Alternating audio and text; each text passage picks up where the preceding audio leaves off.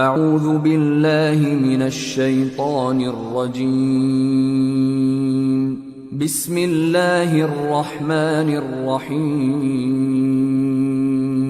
ضالين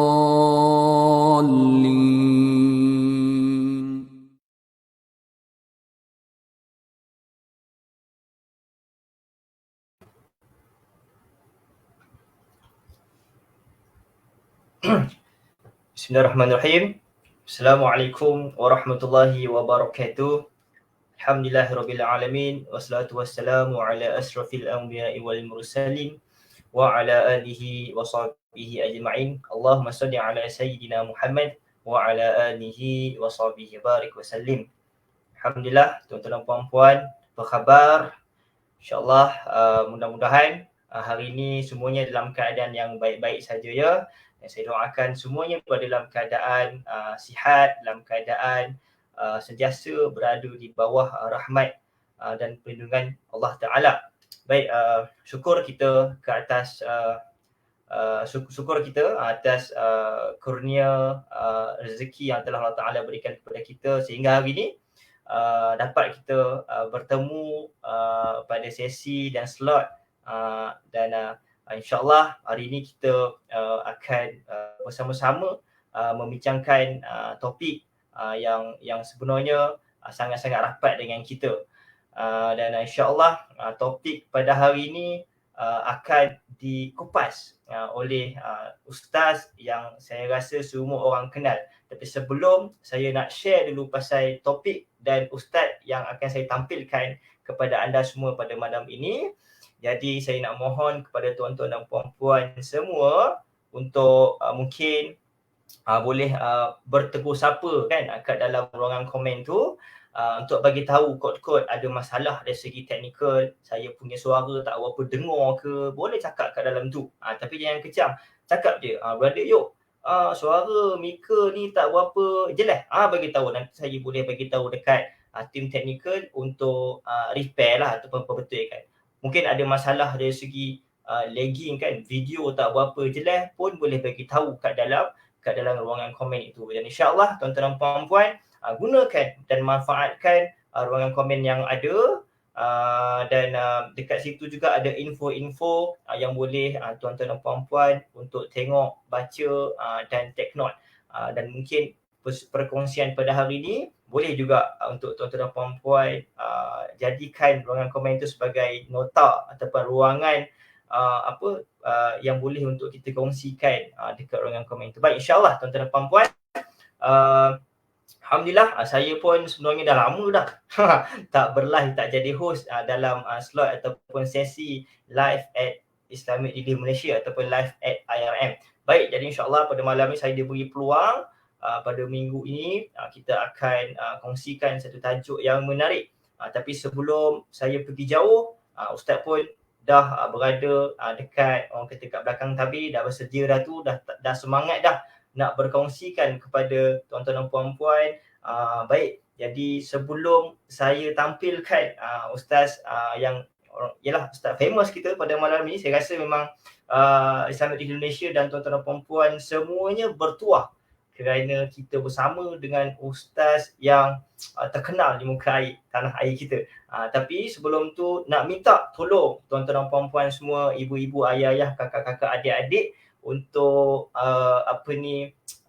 ringankan tulang jari jemari comel-comel anda semua tu untuk tekan button share dahulu supaya kawan-kawan kita pada malam ini kan, sahabat-sahabat Facebook kita pada malam ini, sahabat-sahabat grup WhatsApp kita pada malam ini, kod-kod mereka ni tak ada buat apa kan, just scroll tengok gosip-gosip, tengok cerita-cerita pasal media-media terkini kan, mungkin boleh macam terserempak terkebetulan kerana asbab dan sebab tuan-tuan dan puan-puan punya share, mereka juga dapat tengok dan manfaat itu bukan sahaja untuk diri kita, bukan sahaja untuk diri tuan-tuan dan puan-puan, dapat juga kita sebar luaskan kepada orang lain.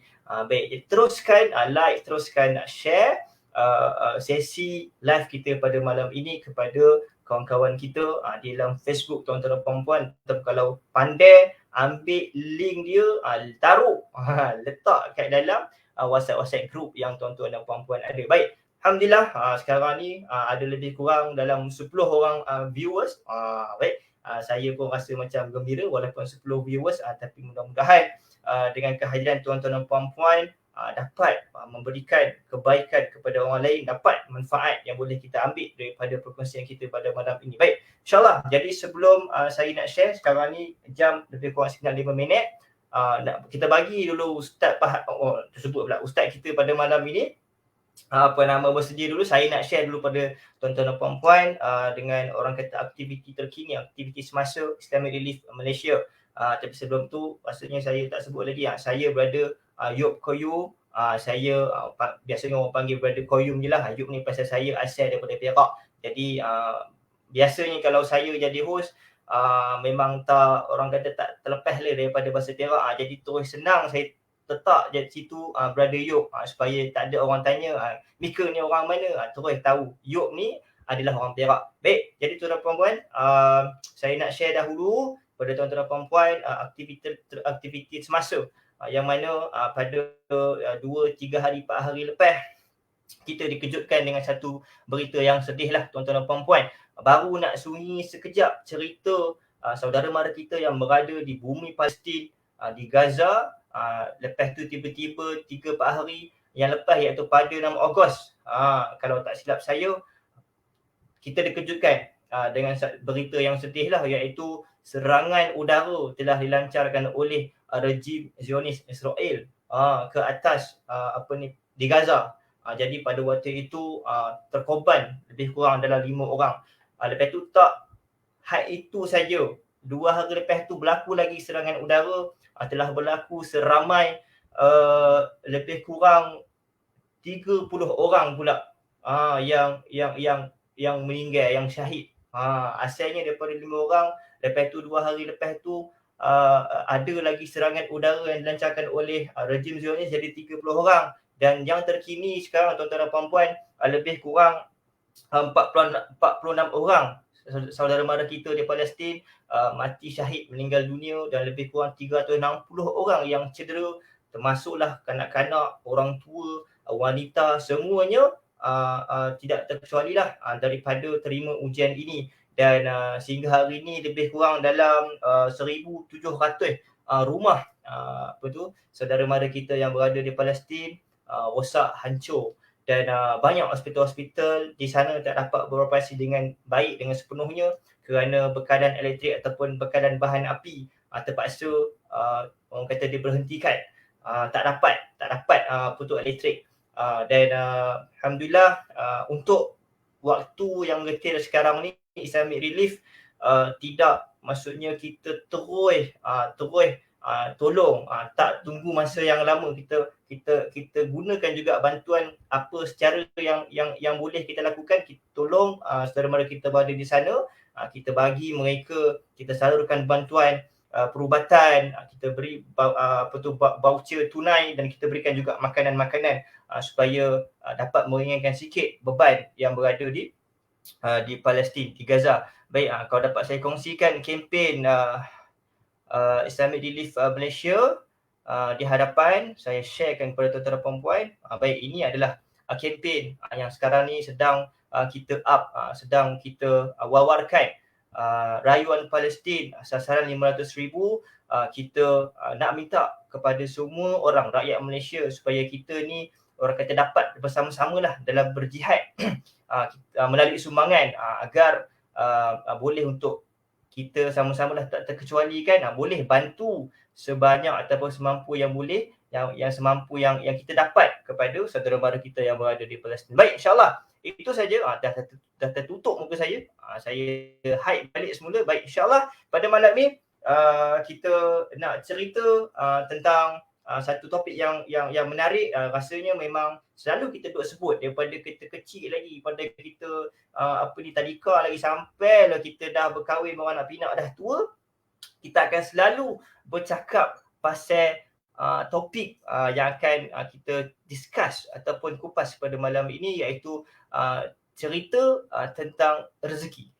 Rezeki untuk semua. Baik. Jadi rasanya ramai yang tertanya-tanya sebenarnya, walaupun selalu dengar pasal rezeki, masih lagi sampai sekarang kita duk tanya, tak faham lagi pasal rezeki. Baik, insyaAllah. Jadi untuk orang kata topik rezeki pada malam ni, kita akan bawakan satu panel khas, seorang ustaz yang pakar lah, yang boleh untuk berkongsikan kepada kita. Baik, siapakah ustaznya? Baik, ustaz ni rasanya kalau semua orang adalah pendengar setia IKIM FM, radio IKIM FM kan, mesti selalulah akan dengar nama ustaz ni. Kalau dia koma semua, selalu dengar ataupun tengok Astro Oasis pun akan selalu muncul dah ustaz ni. Dan banyak lagi kalau saya sebut background ustaz ni, rasanya sejam tu habis kita nak cerita pasal background ustaz je. Baik, insyaAllah saya tak nak tunggu ataupun tak nak habiskan masa, saya terus upkan ustaz kat skrin kita. Baik. Assalamualaikum ustaz. Waalaikumsalam warahmatullahi taala wabarakatuh. Jelas suara saya? Sihat alhamdulillah. Okey. Suara ustaz jelas, mantap. Baik. Baik, insyaAllah kita bersama malam ini dengan Ustaz Fahrul Joy. Betul ustaz saya sebut tu ustaz? InsyaAllah betul.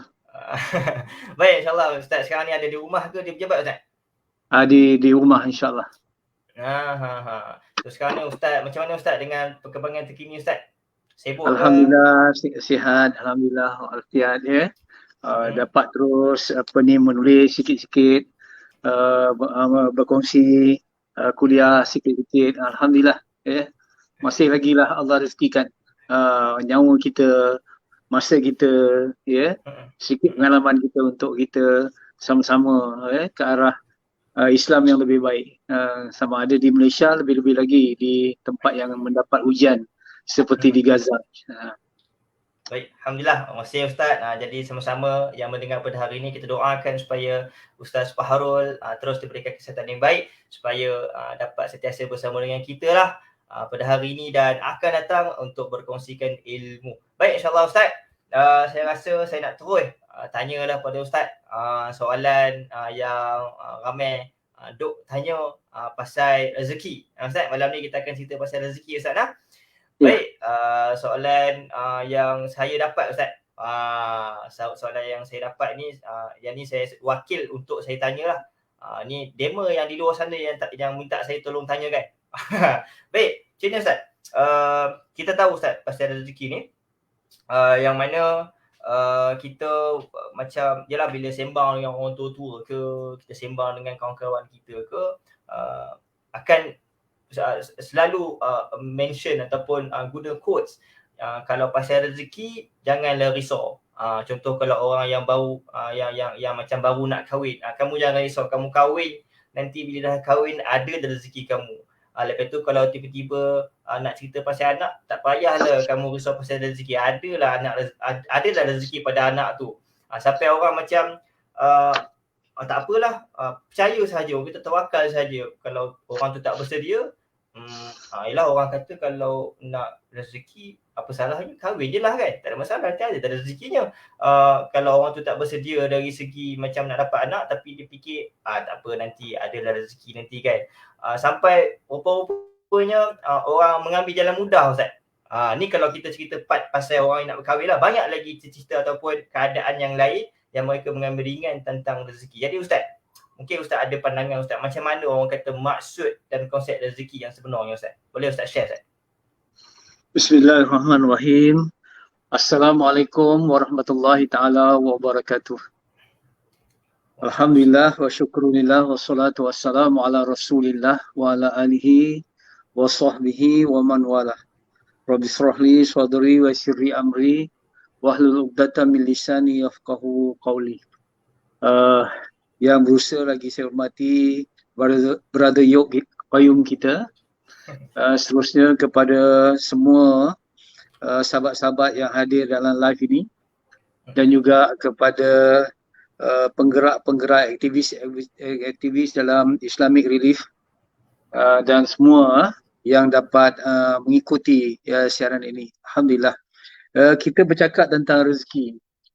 Saya tidak mahu membawa perbahasan yang terlalu ilmiah ataupun terlalu terperinci, tapi boleh kita katakan begini saja. Rezeki ini adalah nikmat ataupun pemberian ataupun kurniaan daripada Allah Subhanahu Wa Taala.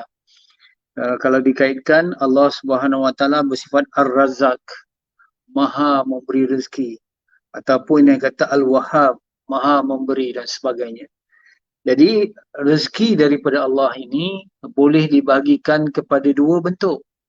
Pertama, yang berkaitan dengan soal-soal zahir, iaitu yang berkaitan dengan soal fizikal dan material.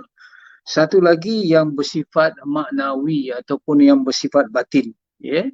Yang zahirnya contohnya makan minum, ya, kenderaan, pakaian, rumah, ya, kesihatan. Ini semua adalah nikmat-nikmat yang berbentuk zahir atau rezeki yang berbentuk zahir.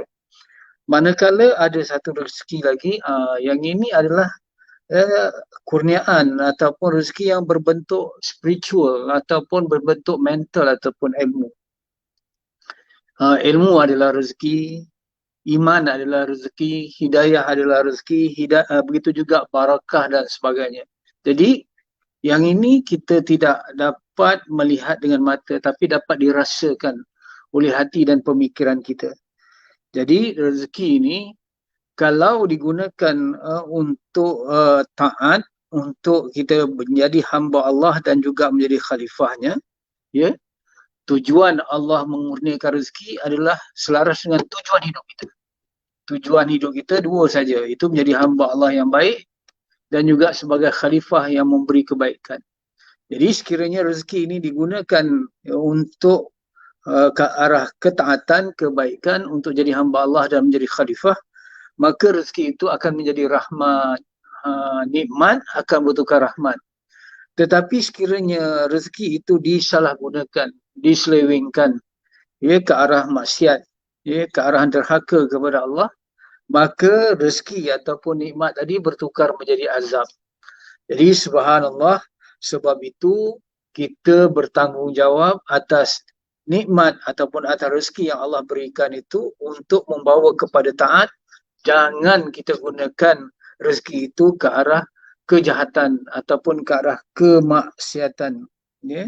Jadi rezeki ini bukan semata-mata anugerah, tetapi rezeki juga adalah satu amanah. Sekali lagi saya tegaskan, ya, rezeki bukan semata-mata satu anugerah, tetapi rezeki adalah satu amanah daripada Allah yang akan ditanyakan ke mana kita gunakan, ke mana kita laksanakan apabila Allah memberi kita rezeki. Subhanallah, sebab itu ya kita perlu luaskan pengertian rezeki kita. Jangan kita sempitkan rezeki itu. Bila sebut rezeki, duit. Kira rezeki itu wang. Jadi kalau kita sempitkan pengertian rezeki, rezeki kita jadi sempit lah. Ya, hari ni ada rezeki, ya, tak ada rezeki. Kenapa? Duit tak ada. Hari ni ujung bulan, tengah bulan, tak ada duit. Sebab apa? Ya, tak ada rezeki. Sebab apa? Tak ada duit. Kerana apa? Kita hanya mentafsirkan erti rezeki itu, kita sinonimkan dengan wang. Tetapi kalau kita luaskan pengertian rezeki itu pada kesihatan, kepada anak, kepada ilmu, kepada hidayah, kepada sahabat dan sebagainya, sekelip mata rezeki kita luas. Ya, memang tak ada wang, tetapi kita ada kesihatan. Memang tak ada duit, tetapi kita sihat. Kita ada kawan-kawan. Ya, memang tak ada duit, tetapi kita ada rezeki untuk menambah ilmu. Jadi secepatnya kita boleh menambah rezeki dengan kita memberi pengertian yang lebih luas terhadap rezeki. Baik, itu satu. Yang kedua, rezeki ini sudah ditentukan, maktub. Artinya sudah tertulis. Bila? Iaitu semasa kita di alam rahim lagi.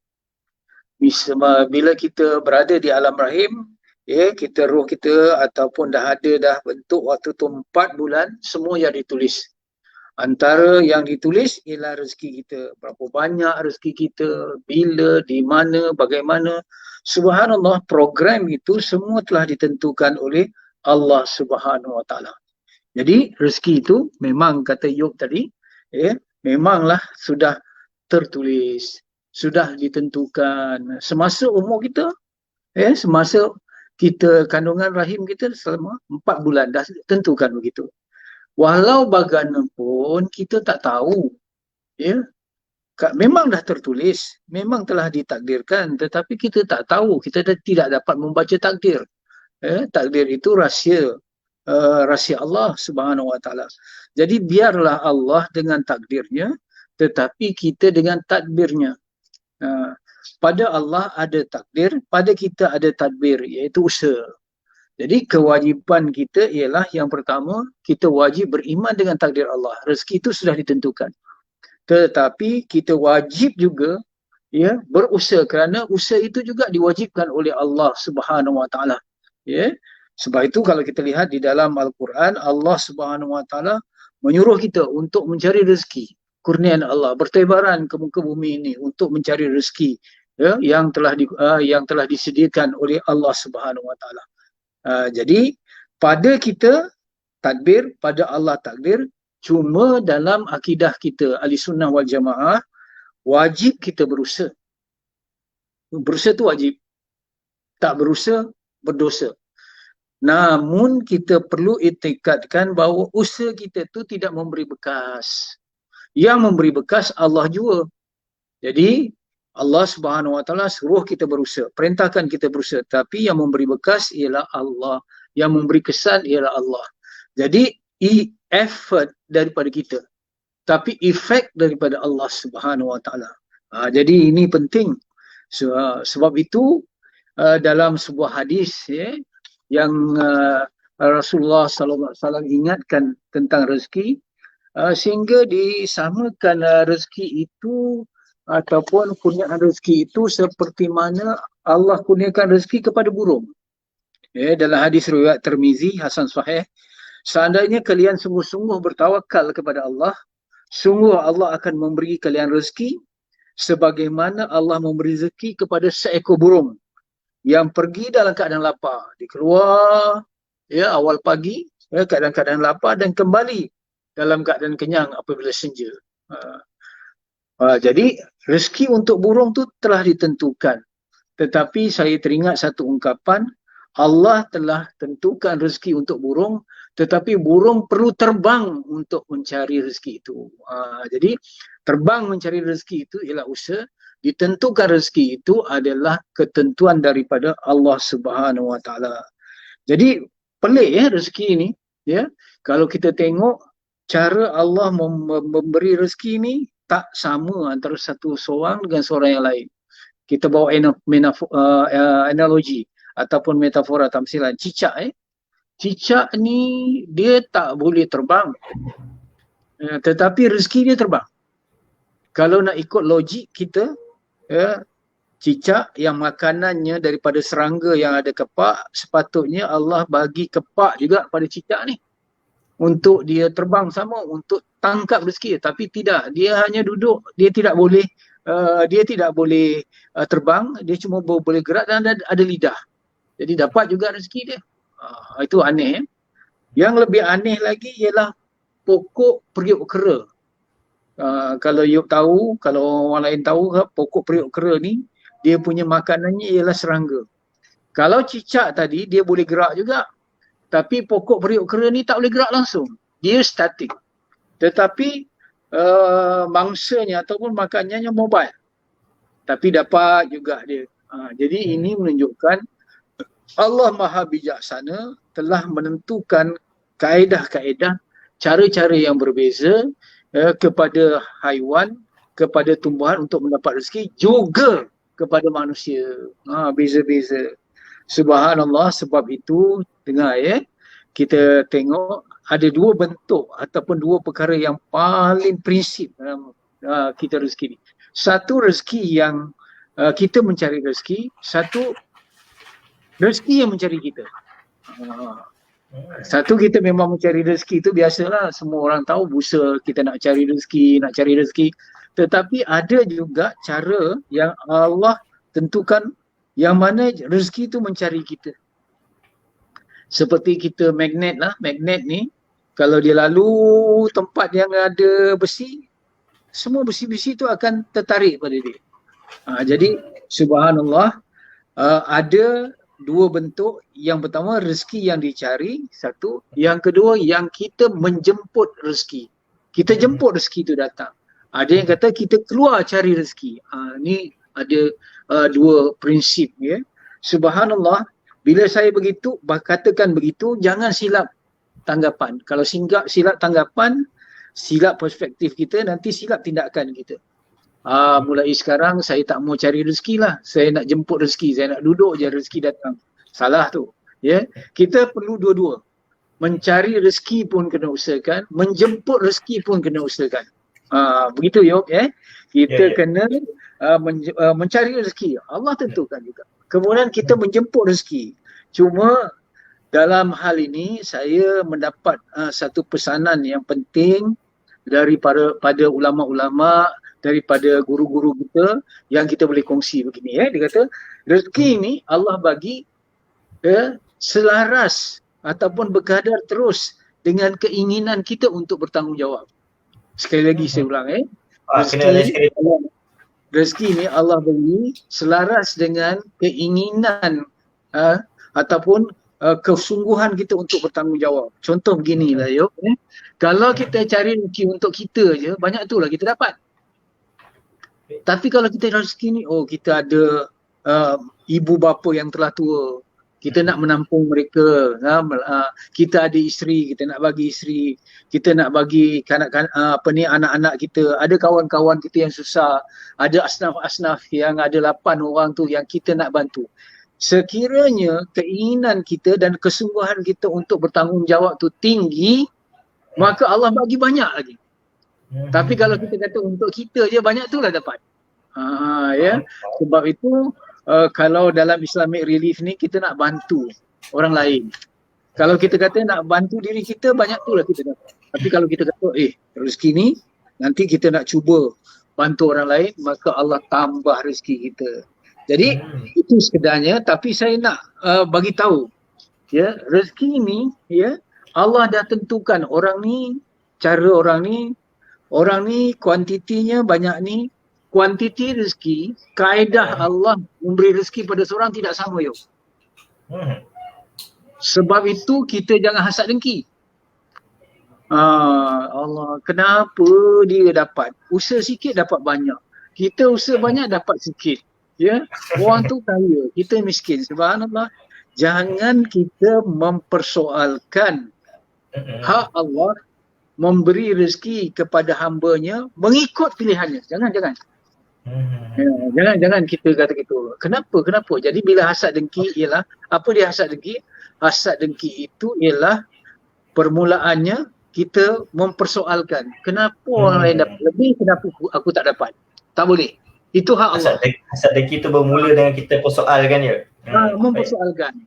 Walaupun kita mempersoalkan tetapi tentang rezeki orang tu, tetapi kita sebenarnya mempersoalkan pemberi rezeki iaitu Allah. Itu dosa tu. Kenapa Allah bagi lebih? Ikut dia je lah. Ikut nak bagi. Tetapi itulah kadang-kadang kita ni bila kita tak luas pengertian rezeki, kita nampak duit, orang tu dapat duit banyak. Tapi kita sihat. Betul. Orang tu dia dapat bab-bab lain. Kita tak dapat bab dia, tapi kita dapat bab kita. Jadi sebab itu hitung kesyukuran kita, jangan hitung kesukaran kita. Gitu ya. Jadi supaya kita lapang dada lah. Kalau tidak sempit dada kita. Kenapa dia cantik? Dia cantik memanglah Allah bagi muka dia, wajah dia cantik. Tapi dia tak ada duit. Contoh. Kita pula tak cantik tapi Allah bagi sihat. Allahu Akbar. Dia sihat, dia cantik tapi tak ada anak. Kita ada anak. Subhanallah. Jadi ini kalau kita faham tentang rezeki ini, tenang hidup kita Yok. Kalau tidak kita penuh dengan sangka-sangka jahat, penuh dengan hasad, penuh dengan dengki dan sebagainya. Okey. Saya tak mau perincikan 8 atau 9 cara Allah memberi rezeki. Cuma saya nak senaraikan dia Yok. Kalau tidak nanti jadi satu jam lebih pula ceramah kita ni. Kita bagi tahu. Pertama, An-Najm ayat 39. An-Najm. Ya, An-Najm ya ayat 39. Ya, tentang apa? Rezeki datang daripada usaha. Pertama ya, rezeki daripada usaha. Jadi maksudnya kita kena bekerja, kena berniaga, ya, kena buat promosi, ya, kena bergerak. Yang ini apa? Rezeki kerana usaha ni memang Allah Subhanahu Wa Taala dah tentukan cara orang tu dapat rezeki dengan berusaha. Itu satu cara. Iaitu dan bahawa manusia hanya memperolehi apa yang telah diusahakannya. Allah telah maktub, tulis dalam An-Najm ayat 39.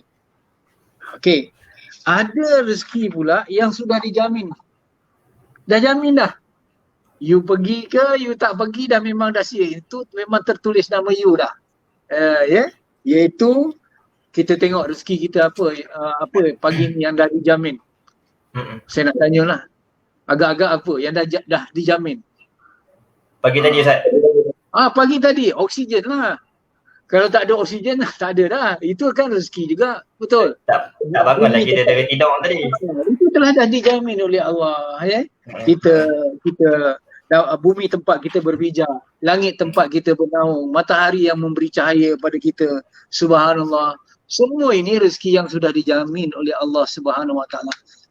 Cuma dan sahabat-sahabat, kadang-kadang kita tak rasa itu rezeki sebab hari-hari dapat. Ya betul. Hari-hari dapat, orang kata orang Perak kata menapeh. Ya, dapat oksigen kan. Jadi ada tak kita kata, syukur alhamdulillah hari ni ada oksigen, betul? Tak ada. Tapi bila kita dulu masa Covid dulu tak boleh napeh, oksigen kita dah, waktu itu baru tahu nikmat oksigen tu. Rupanya oksigen ni rezeki juga rupanya jadi ya. Ini apa? Rezeki ni sudah dijamin. Orang kaya dapat, orang miskin dapat, orang bangsawan dapat, marhain dapat, ya, ketua dapat, pengikut dapat. Orang taat dapat, orang maksiat pun dapat. Ini dah dijamin. Nombor 2. Nombor 3, rezeki hasil daripada bersyukur Hasil daripada bersyukur ya. La in syakartum la azidannakum. Ini surah Ibrahim ayat 7. Ya, kalau kamu bersyukur, Allah akan tambah rezeki kita. Jadi rupanya kalau kita dapat sikit, kenapa dapat sikit? Itu menyebabkan rezeki itu makin kurang. Kalau kita dapat sikit, macam mana nak tambah rezeki yang sikit? Syukur dengan yang sedikit, Allah tambah. La azidannakum. Jadi hari ni kalau kita dapat duit sikit, dapat ilmu sikit, dapat apa-apa je sikit ya. Cara nak menambahnya dengan apa? Bersyukur. Syukur tu dengan lisan, alhamdulillah. Itu satu. Syukur dengan hati. Rasa nikmat tu datang daripada Allah, bukan daripada usaha kita. Yang ketiga, syukur dengan apa? Dengan perbuatan, iaitu kita gunakan nikmat ataupun rezeki yang Allah berikan itu selaras dengan tujuan Allah kurniakan nikmat. Allah bagi kita kaya, dengan kaya kita jadi pemurah. Itu tujuannya. Allah bagi kita ilmu, dengan ilmu itu untuk kita mengajar orang lain. Allah bagi kita daya pemikiran yang baik, iaitu untuk kita memberi buah fikiran kepada orang lain. Jadi kita gunakan rezeki itu selaras dengan tujuan Allah menggunakan rezeki itu. Syukur dengan apa? Syukur dengan tindakan. Jangan pakai alhamdulillah je. Dapat duit alhamdulillah, tapi tak syukur dengan tindakan. Tindakannya infak, tindakannya tolong orang lain. Itu syukur dengan anggota, dengan tindakan. Ya, baik. Yang keempat seterusnya, rezeki itu dapat dengan istighfar. Mohon ampun, mohon istighfar. Sebab itu dalam surah Nuh, ya, ayat 10 dan 11. Tadi Ibrahim ayat 7 ya. Sekarang An-Nur, Nuh. Surah Nuh ayat 10-11. Allah minta kita mohon keampunan, kemudian turun hujan. Allah akan turunkan hujan. Ya, iaitu mohonlah keampunan daripada Tuhanmu. Sungguh Dia Maha Pengampun, nescaya Dia akan menurunkan hujan yang lebat dari langit untukmu. Rupanya hujan ni rezeki. Hujan ni datang, tanah yang gersang jadi subur, pokok-pokok yang kering kontang, ya, segar dan sebagainya. Daripada situ tumbuh-tumbuhan, daripada itu sayur-sayuran. Betul tak? Datang Ya, daripada mana hujan ni? Datang daripada surah Nuh tadi, apabila kita mohon ampun daripada Allah, itu istighfar. Itu baru yang seterusnya. Yang seterusnya rezeki hasil bernikah. Yuk, dah menikah yuk. Alhamdulillah dah baru bulan. Alhamdulillah, rezeki bertambah tu. Sebab Faham. Allah Subhanahu Wa Taala tegaskan dalam surah An-Nur, rezeki daripada bernikah. Cuba tengok An-Nur ayat 32. Yuk, 2 bulan lagi ni. Baru lagi ni, Tengok Allah Subhanahu Wa Taala tegaskan, dan nikahkanlah orang-orang yang masih membujang di antara kamu, dan juga orang-orang yang layak menikah dari hamba-hamba sahayamu yang lelaki dan perempuan. Jadi jika mereka miskin, Allah akan memberi kemampuan kepada mereka dengan kurnianya, dan Allah Maha luas pemberiannya. Allah Maha mengetahui. Rupa-rupanya betul lah kata Ayub tadi. Jangan tunggu ada rezeki baru nak nikah. Nikah insya-Allah ada dapat rezeki. Sebab bila seorang tu bernikah, apa tujuan dia menikah? Tujuan dia menikah adalah untuk dia mendapat teman membantunya untuk jadi hamba Allah yang taat dan menjadi khalifah yang memberi khidmat. Sebab kita ni ada sebelah je. Tapi bila kita bernikah, kita ada sebelah lagi. Itu yang dikatakan. Kita ada 2 kaki, kita ada 2 tangan, kita ada 1 hati. 1 hati lagi siapa? Nak kena ada 2 hati. Tu ada pada pasangan hidup kita. Jadi macam sayap kanan, sayap kiri lah Yop. Kalau ada sayap kanan, sayap kiri baru boleh burung tu terbang. Jadi inilah rezeki apabila kita bernikah. Tapi niatnya kena betul Yop. Iaitu untuk kita tadi melaksanakan tugas kita sebagai hamba Allah dan khalifah. 1, nikah tu sunnah Rasulullah sallallahu alaihi wasallam. Yang 3, untuk menjaga mata dan juga kemaluan kita daripada melakukan zina dan dosa. Allah bantu insya-Allah. Itu. Kemudian rezeki datang daripada anak-anak. Daripada anak-anak ini kalau kita tengok Al-Isra ayat 31. Al-Isra ayat 31. Dan janganlah kamu membunuh anak-anakmu kerana takut miskin. Kamilah yang memberi rezeki kepada mereka dan kepadamu. Tu Allah kata. Sebab itu, misal kata contoh orang tua kita dulu. Yop, ada anak tak Yop? Sekarang ni baru anak tekak je. Belum ada lagi. Okey, macam ni. Dia very simple analogi. Kalau kita dengan isteri kita, kalau makan sekarang 2 pinggan cukup dah. Betul? 2 pinggan. 1 pinggan isteri kita guna, 1 pinggan kita guna. Besok kalau ada anak jadi berapa? Mesti 3 pinggan, betul? Jadi kita cari lagi. Itu rezeki anak, 1 pinggan tu. Kemudian besok kita tambah lagi dan sebagainya. Itu very simple analogi. Maksudnya rezeki datang daripada anak-anak. Sebab setiap yang hidup ni Allah bagi rezeki. Jadi untuk kita ada rezeki, untuk isteri kita ada. Bila ada anak ada rezeki. Jadi kumpullah semua. Rezeki kita, rezeki anak kita, rezeki isteri kita dah berkumpul jadi banyak. Betul tak? InsyaAllah. Kemudian apa lagi Om? Rezeki berhasil sedekah. Yang ini memang senang kita cakap. Infak. Ini yang ke-7 Ustaz. Yang ke-7. Daripada infak. Okey. Yang dalam Al-Quran digandakan 700 kali. Kalau kebaikan biasa 1 dibalas 10. Tapi sedekah tidak 1 dibalas 10. Sedekah 1 dibalas 700 kali. 700 ganda. Contoh kebaikan biasa tu apa Ustaz? Kebaikan biasa contohlah kalau kita baca Quran 1 huruf 10 hasanat. Betul? Bukan alif. Bukan alif lam mim, tapi alif 10 hasanat, lam 10 hasanat, mim 10 hasanat. Betul tak? 1 10. Tapi kalau sedekah digandakan 700 kali. Bayangkan. 700 kali itu sama ada dari segi kualitinya ataupun dari segi kuantitinya. Setengah kita bagi RM1, katakan RM1. Allah bagi RM700. Itu dari segi apa? Dari segi kuantiti. Tapi kadang-kadang Allah tak tambah dari segi kuantiti. tapi Allah tambah rezeki apa? Kualiti rezeki tu. Kualiti rezeki tu apa? Kepada barakah. Ya. Allah bagi banyak tu juga. RM10. Tapi RM10 yang barakah lebih baik daripada RM1,000 yang tak barakah yuk. Barakah tu apa? Ziyadatul khair. Barakah itu ialah kebaikan yang melimpah, yang berkembang, expanding, intangible, tidak ketara tapi dapat dirasa. Sebab tu siapa yang bagi kepada Islamic Relief contoh, ke jalan Allah, rezeki dia barakah. Dia kata, saya kata sedekah bertambah tapi tak bertambah pun. Tapi Allah bagi mudah dia yuk.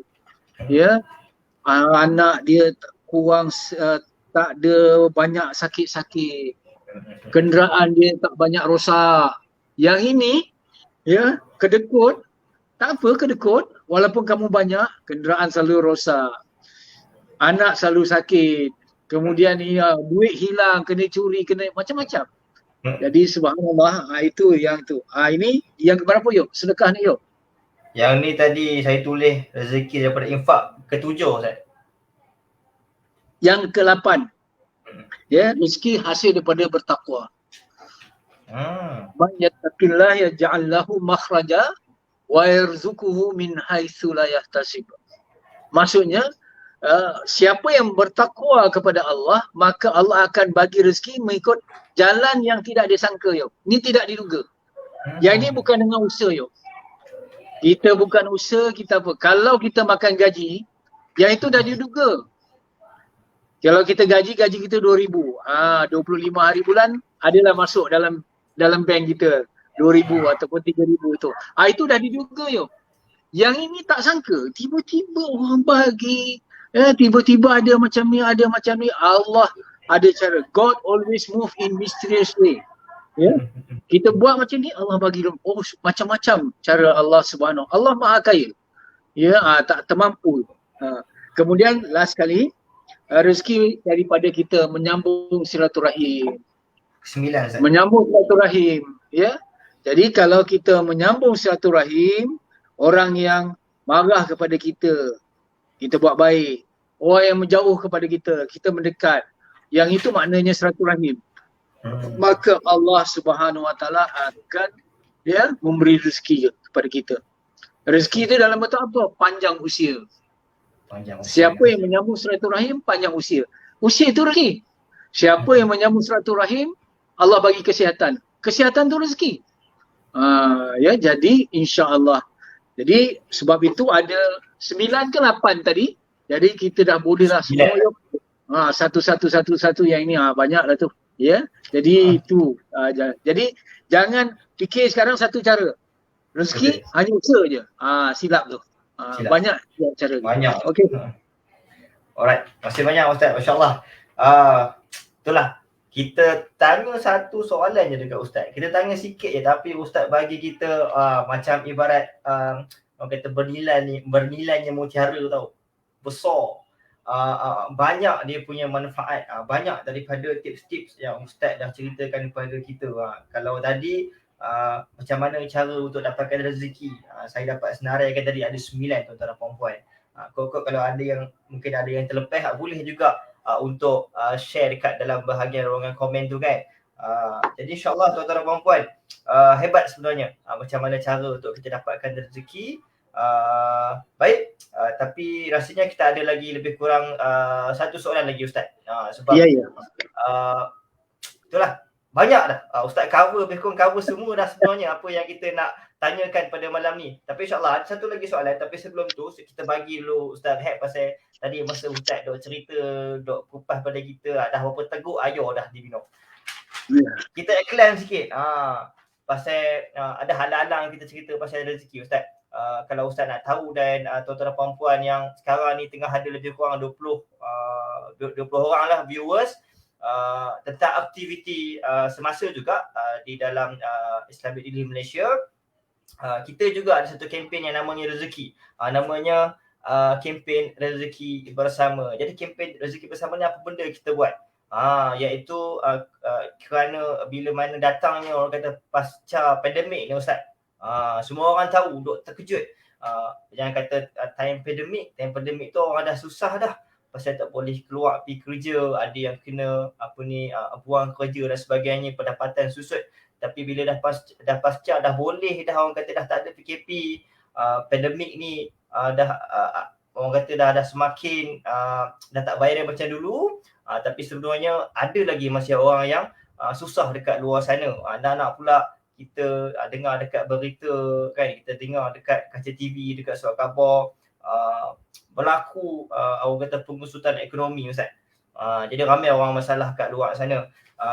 Dan kesan orang yang dekat luar sana tu bila ada ramai yang susah, diorang ni kebanyakannya ada masalah, orang kata pressure, ada masalah tekanan, dan mengikut daripada kajian, kalau sebelum pandemik ni berbandingkan dengan sekarang ni 3 kali ganda peningkatan orang yang maksudnya kes-kes orang yang pressure, yang ada tekanan mental, dan akhirnya banyak benda-benda yang tak baiklah yang yang dilakukan oleh orang-orang sebegini, seperti mereka ni salah guna dadah Ustaz. Diorang ni ambil alkohol, berlaku penderaan dekat rumah tangga dan macam-macam lagi. Baik, jadi itulah keluarnya ataupun kita lancarkan rezeki bersama ni, kita nak bantu orang-orang yang susah kat luar sana. Kalau dapat saya share juga, tapi nanti tutuplah muka kita Ustaz sekejap nah. Ini dia kempen rezeki bersama. Kita bantu orang kat luar sana, di Malaysia lah ni, maksudnya ini kempen lokal. Kita bantu orang Malaysia ni, orang kita. Kita sasarkan RM500,000 sehingga hujung tahun. Bermula sekarang daripada Julai hingga hujung tahun, kita cuba untuk kumpulkan RM500,000. Apa benda kita nak bagi ni?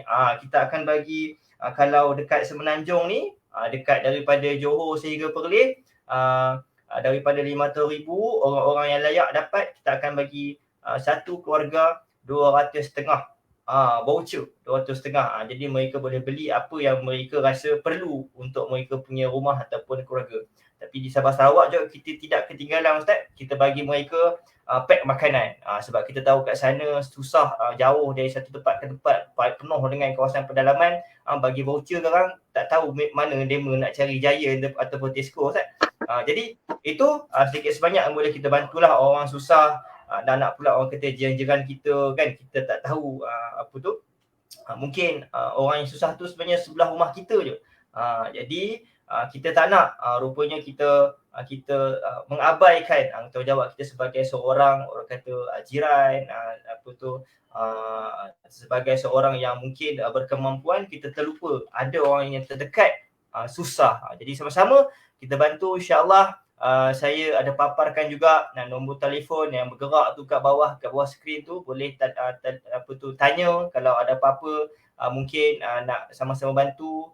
Dan di ruangan komen juga ada juga nombor akaun, kod-kod kalau malam ni berkelapangan untuk mengalurkan sumbangan kepada kempen rezeki bersama. Baik, itu saja Ustaz untuk iklan kita. Jadi insya-Allah kita terus ke soalan yang terakhir. Ustaz dah bersedia dah tu. Pasal dah kurang dah, saya nampak gelas kat tangan.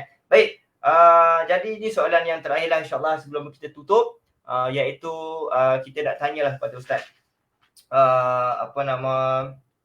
Kita tahu sekarang ni saya sebut tadi kan, dengan pandemiknya, dengan pasca pandemiknya, ramai orang susah. Daripada kalau ada dapat saya baca juga, orang susah ni bukan saja orang yang dah betul-betul susah terus jadi susah. Orang yang kaya raya Ustaz, yang hidup yang mewah, bila datangnya pandemik, asalnya mereka ni maksudnya kaya lah, orang ada lah, boleh jadi sehingga memberi kesan kepada orang kata tunggakan bayaran orang punya pinjaman dan sebagainya dekat pihak bank. Jadi susah Ustaz. Jadi macam mana Ustaz dalam keadaan kita ni susah Ustaz, keadaan yang kita ni sedang sempit, tapi kita boleh juga untuk ada kemampuan sedikit untuk bantu orang-orang yang kat luar sana Ustaz. Macam mana Ustaz? Bagaimana Ustaz boleh share sikit bagaimana cara kita boleh bantu mereka yang susah dalam keadaan kita sendiri pun susah? Silakan Ustaz. Islam ni indah indah dari segi ilmiahnya, dan lebih indah kalau diamalkan. Dari segi ilmunya pun dah indah, apatah lagi kalau amalinya. Ya. Jadi keindahan Islam ni boleh dilihat dua sudut. Satu di sudut ilmu, di sudut di sudut amalannya. Contohnya di sudut ilmu, Allah Subhanahu Wa Taala menegaskan, orang yang paling mulia di sisinya ialah orang yang bertakwa. Inna akramakum indallahi atqakum. Ya, hamba yang paling mulia di sisi Allah ialah orang yang bertakwa. Dan dalam orang bertakwa ni banyak sifat dia. Banyak sifat orang bertakwa ni diceritakan dalam Al-Quran. Salah satunya ialah wa anfiqu fis sarra'i wad dharra. Ini aneh ni. Iaitu orang yang menafkahkan hartanya was sarra'i wad dharra, iaitu dalam keadaan dia senang ataupun dalam keadaan susah. Pelik ya, jadi Allah muliakan, Allah sayang kepada orang bertakwa. Antara sifat orang bertakwa itu ialah dia menginfakkan hartanya, dia bersedekah, ya, dia menolong orang lain dalam keadaan dia senang ataupun dalam keadaan dia susah. Kalau orang tu menginfakkan harta dalam keadaan senang saja, susah dia tak infakkan harta, dia belum takwa. Ya, lebih-lebih lagi kalau dia dalam keadaan senang pun dia tak bagi, dalam keadaan susah pun dia tak bagi, itu jauh lagi lah. Tapi kalau dalam keadaan senang dia bagi, kalau dalam keadaan susah dia tak bagi, itu orang bukan orang bertakwa. Sebab Allah kata orang bertakwa itu yang menginfakkan harta dalam keadaan senang dan keadaan yang susah.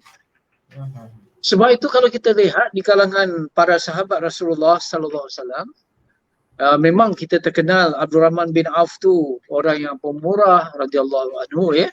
Begitu juga Sayyidina Utsman radhiyallahu anhu, ini hartawan. Abdul Rahman bin Auf hartawan, Talhah hartawan, ya. Zubair Al-Awwam ni semua hartawan ni, ya.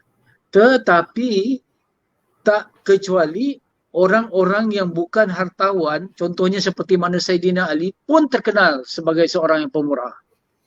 Ya. Jadi subhanallah, kenapa Sayyidina Ali radhiyallahu anhu, ya, menantu Rasulullah, miskin, tapi dia dikenali juga sebagai seorang pemurah kerana dalam keadaan kemiskinannya itu dia juga mampu untuk memberi pada orang lain. Jadi dengar, ya, kemampuan kita menginfakkan harta ini bukan diukur kepada kita ada atau tak ada. Bukan. Ya. Kita ini sentiasa ada untuk kita menginfakkan kepada orang lain. Kalau kita tak ada harta, kita ada masa. Kalau tak ada masa, kita ada tenaga. Kalau kita tidak ada tenaga, kita ada ilmu. Kalau kita tidak ada ilmu, kita ada doa untuk orang lain. Kalau kita kata, saya memang tidak ada apa-apa, apa pun tak ada, ya, tak ada apa-apa untuk diberikan pada orang lain. Betul lah, tak ada hati, itu je lah. Ya? Selagi kita ada hati, selagi itu kita ada untuk kita memberi. Sebab itu, subhanallah, kita jangan fikir kalau dalam kita nak memberi ni, nak fikir banyak, jangan. Ya? Apa setakat mana yang ada. Sebab itu dalam mafhum sebuah hadis, ya, hendaklah kamu bebaskan, cari jalan untuk bebas daripada api neraka walaupun dengan menginfakkan sebelah daripada tamar. Sebiji tamar kan, sebelahnya. Ya, separuh daripada sebiji tamar tu. Rasulullah SAW menyuruh kita, ya, mendorong kita untuk infak walaupun sebelah tamar, kerana infak itu akan, ya, membawa kita kepada ke syurga dan juga menyelamatkan kita daripada api neraka. Ingat, ya, harta kita yang sebenar bukan harta yang kita miliki. Harta kita yang sebenar ialah harta yang kita berikan. Ini yang kita berikan tu jadi harta kita. Yang kita simpan dalam bank tu 2 juta, yang kita simpan dalam bentuk saham itu, bila mati difaraidkan, bila mati diwasiatkan, bukan kita punya. Yang kita punya confirm ialah apa yang kita berikan. Pernah satu ketika Siti Aisyah, ya, Ummahatul Mukminin, ya, diberikan seekor kambing. Orang bagi dia seekor kambing. Dia infakkan seluruh kambing tu kecuali bahagian kaki je. Sebab dia tahu Rasulullah SAW suaminya suka makan kambing di bahagian kaki. Jadi bila Rasulullah balik, dia pun hidangkan lah dan ceritalah, tadi orang bagi saya seekor kambing, saya dah infakkan semuanya kecuali di bahagian kaki. Yang ini saya berikan kepada kamu sebagai hidangan. Apa komen Rasulullah? Bahagian-bahagian kambing yang kamu berikan semua jadi hak kita, kecuali yang kaki ni tak jadi hak kita. Jadi itu menunjukkan bahawa subhanallah, kita ini dinilai oleh Allah ya pada kemampuan kita, ya, kemahuan kita untuk memberi kepada orang lain walaupun sedikit. Kerana macam saya kata tadi, Allah tidak menilai efek, tapi Allah menilai effort, usaha kita. Ada satu cerita dulu, saya ingat cerita ni Israeliat, tapi bila diulang oleh guru-guru kita, jadi saya rasa boleh juga ambil iktibar, macam kata ya. Ketika Nabi Ibrahim AS dicampakkan ke dalam api, ada seekor burung yang kecil, dia ambil dengan paruhnya yang kecil tu, dia ambil air, kemudian dia terbang, kemudian dia lepaskan air tu untuk memadamkan api. Api yang membakar Nabi Ibrahim tu bukan kecil api lah, memang marak menyala.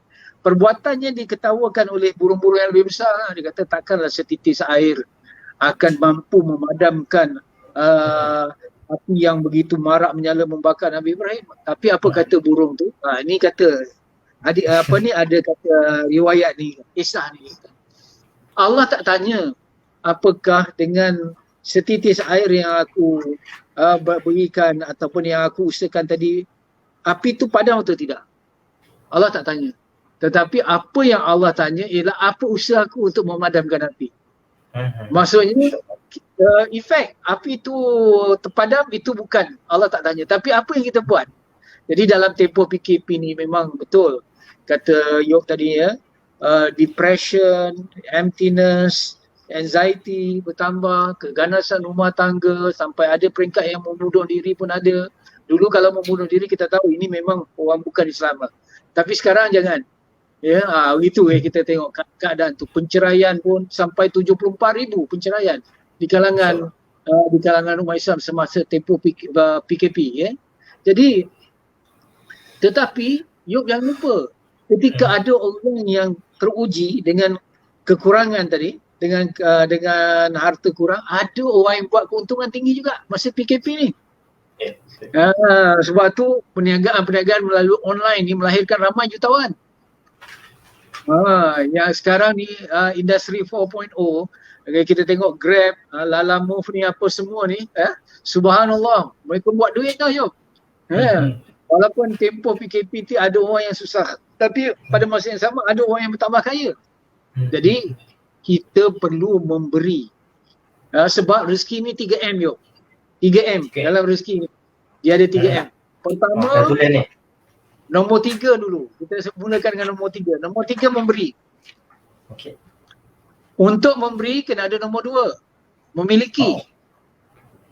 Dan untuk memiliki kena ada M nombor 1, mencari. Jadi mencari, memiliki, memberi. Kurang lagi, mencari lagi. Memiliki lagi, mencari lagi. Jadi rezeki ni dalam bentuk duit lah, kalau kita katakan tadi, yang bentuk yang luas lagi lah. Macam ilmu kalau dibelanjakan bertambah luas. Rezeki juga, duit pun juga gitu. Dia jadi macam aliran air Yop. Air yang mengalir akan bersih dan jernih Yop. Tapi kalau air tu tertakung, dia akan kotor dan berkeladak.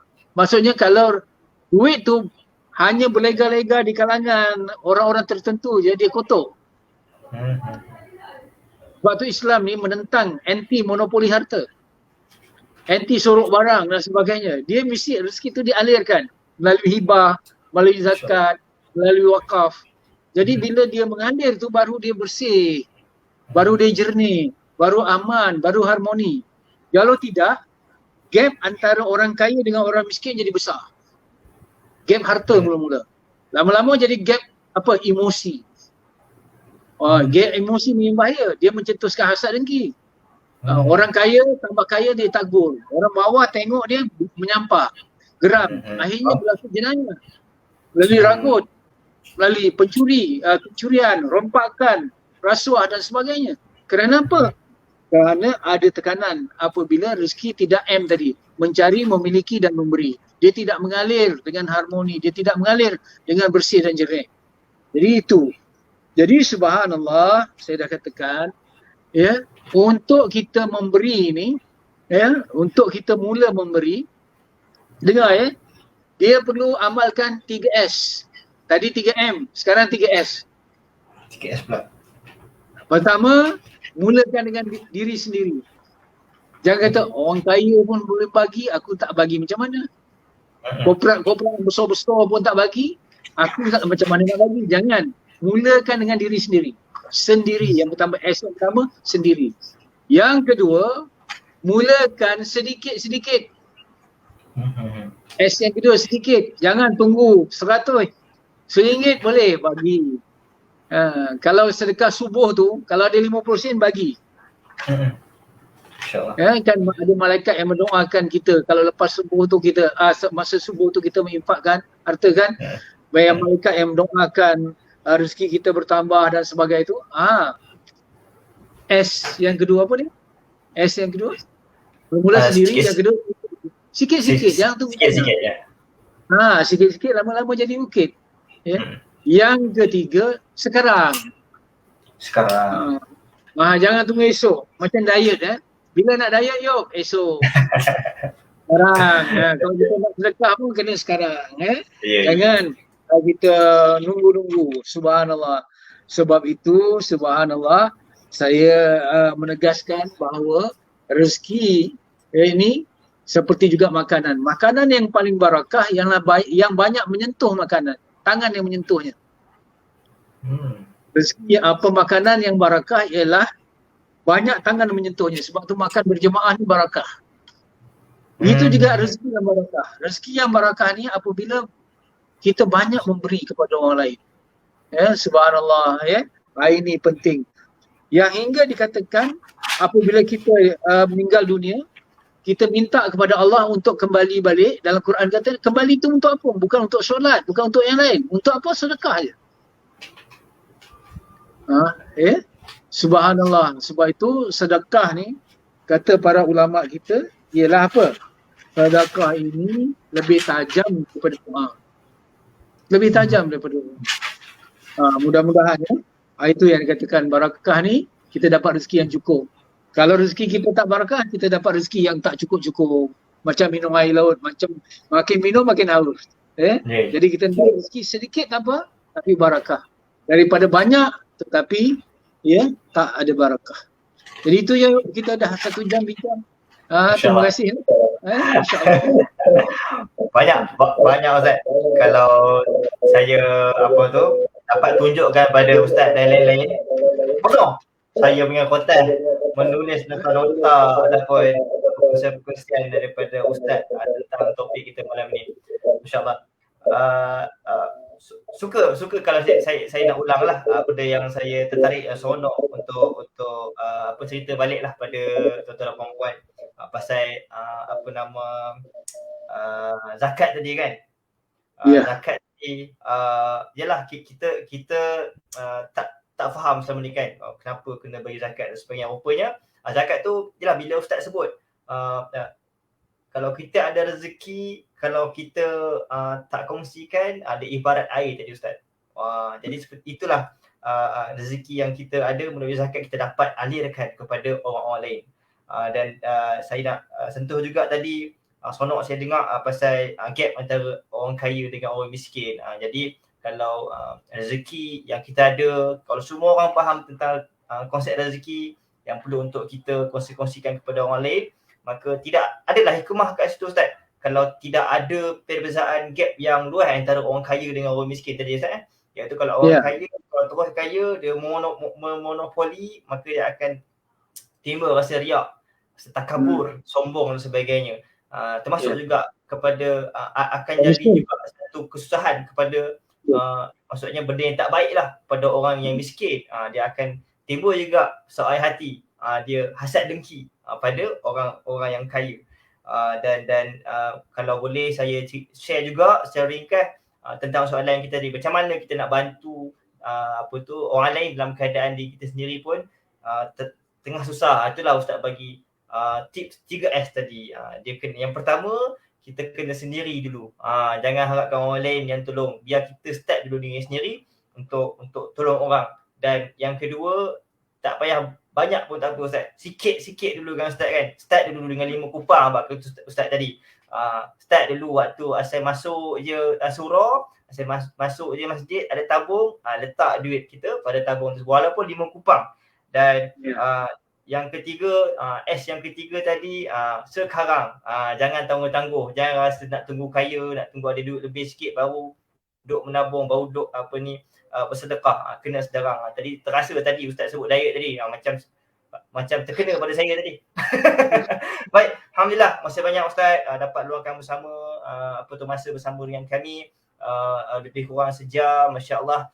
Banyak yang dapat kita ambil daripada mutiara-mutiara yang Ustaz kongsikan kepada kami semua. Baik, mudah-mudahan tuan-tuan dan puan-puan yang dengar pada malam ni kita dapat orang kata manfaatnya lah. Dan insya-Allah tuan-tuan dan puan-puan masih lagi ada masa, walaupun kita dah tak ada dah, maksudnya dah close dah kita punya sesi malam ni, boleh lagi nak share supaya manfaat tu tadi dapat dikembangkan. Kita tak nak jadi macam tadi Ustaz Ayo tadi, tak nanti bertakung jadi busuk, jadi hitam. Jadi biarkan kita punya ilmu malam ni biar mengalir pada orang lain. Baik, insya-Allah. Dan kita minta juga daripada tuan-tuan dan puan-puan, kita doakan Ustaz malam ni kan dapat lagi bersama dengan kita pada sesi yang akan datang. Kita doakan Ustaz insya-Allah terus diberikan rezeki kesihatan, masa dan sebagainya supaya kita ketagih sebenarnya Ustaz dengan ilmu daripada asatizah kita, termasuklah pada Ustaz Fahrul sendiri. Baik, insya-Allah kami semua daripada maksudnya barisan Disability Malaysia, kami nak ucapkan terima kasih kepada Ustaz sebab malam ni sudi bersama dengan kita. Dan saya juga wakil daripada orang kata jemaah lah kot, malam ni yang dengar sekali, kami nak ucapkan terima kasih sebab Ustaz sudi berkongsi ilmu kepada kami semua, insya-Allah. Ustaz, kami minta maaf kalau ada masalah teknikal, ada masalah mungkin ada terasa hati dan sebagainya. Tak ada. Ustaz tak ada dah. Maafkan kami. InsyaAllah nanti kita akan jumpa pada hari yang lain. InsyaAllah Ustaz, saya ni dulu, saya letak Ustaz dulu pada ni di sebelah tabir, takut nanti Ustaz duduk dengar lama, nanti Ustaz ada kerja lain nanti. Alright. Terima kasih Ustaz. Assalamualaikum. Waalaikumsalam warahmatullahi. Alright, terima kasih banyak Ustaz. InsyaAllah itu saja fokusan kita pada malam ini. Tuan-tuan dan puan-puan, kalau sempat tadi dapat tengok daripada awal sampai akhir, banyak orang kata peluang-peluang kebaikan yang boleh kita ambil pada malam ini, baik ilmunya, baik dengan orang kata peluang untuk kita berikan kebaikan kepada orang lain melalui sumbangan yang telah saya kongsikan tadi. Mudah-mudahan kebaikan akan terus orang kata mengalir pada diri kita dan orang lain. Baik, insyaAllah itu saja pada malam ini. Kami doakan anda semua sentiasa berada dalam keadaan yang baik. Kita doakan juga saudara mara kita baik yang berada di Malaysia, semuanya dalam keadaan yang baik. Yang susah, kita minta Allah Ta'ala berikan orang kata rezeki yang luas. Dan termasuk juga kita nak mohon sama-sama orang kata doa untuk saudara mara kita yang berada di luar negara yang mungkin lagi susah dari segi dia punya keadaan keadaan tempat mereka di sana, lebih-lebih lagi yang berada di Gaza, di Palestin. Baik, insya-Allah tuan-tuan dan puan-puan, saya undur diri dahulu. Yang baik datang daripada Allah Taala, yang kurang, yang lemah, yang tak elok, yang tak baik itu semua datang daripada kesalahan dan kelemahan saya sendiri. Baik, insya-Allah kita jumpa lagi pada hari-hari yang akan datang. InsyaAllah kita tutup dengan tasbih kafarah dan surah Wal 'Ashr. Subhanakallahumma wa bihamdik asyhadu an la ilaha illa anta astaghfiruka wa atubu ilaik. Bismillahirrahmanirrahim. Wal 'Ashr innal insana lafi khusr illal ladzina amanu wa 'amilus solihat wa tawassaw bil haqqi wa tawassaw bis sabr. Shadaqallahul azim. Fikir kemanusiaan, fikir Islamic Relief. Assalamualaikum warahmatullahi wabarakatuh.